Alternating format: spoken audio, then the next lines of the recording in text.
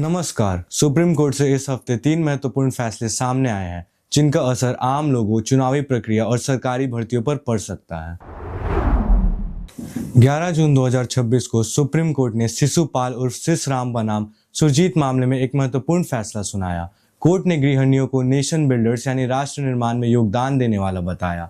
Court ने कहा कि घर संभालने और परिवार की देखभाल करने का काम आर्थिक रूप से कम महत्वपूर्ण नहीं माना जा सकता, भले ही इसके लिए कोई वेतन नहीं मिलती हो।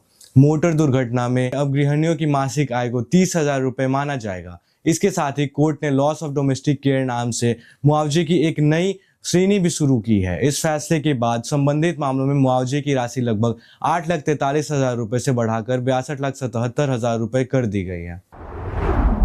12 जून 2026 को सुप्रीम कोर्ट ने मीनाक्षी नटरंजन बनाम इलेक्शन कमीशन ऑफ इंडिया मामले में अपना फैसला सुनाया। कांग्रेस नेता मीनाक्षी नटरंजन ने राज्यसभा चुनाव के लिए अपने नामांकन पत्र को अस्वीकार किए जाने की चुनौती दी थी। कोर्ट ने स्पष्ट किया कि संविधान का अनुच्छेद 329 चुनाव प्रक्रिया शुरू होने के बाद अदालतों की हस्तक्षेप करने की अनुमति नहीं देता।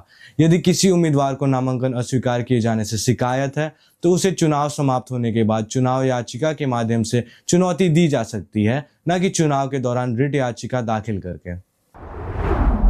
15 जून 2026 को सुप्रीम कोर्ट ने तमिलनाडु पब्लिक सर्विस कमीशन बनाम पी सतीश प्रभु मामले में टीएनपीएससी की भर्ती प्रक्रिया को सही ठहराया और आयोग के पक्ष में फैसला सुनाया। कोर्ट ने कहा कि प्रतियोगी परीक्षाओं और भर्ती प्रक्रियाओं से जुड़े मामलों में अदालतों की विशेषज्ञ संस्थाओं के निर्णयों में हस्तक्षेप करना नहीं चाहिए। सुप्रीम कोर्ट के अनुसार केवल तभी हस्तक्षेप सही है जब मनमानी, दुर्भावना या नियमों के स्पष्ट उल्लंघन के प्रमाण हो, अन्यथा मूल्यांकन के चयन और उसके मामले से संबंधित भर्ती एजेंसियों पर ही छोड़नी चाहिए।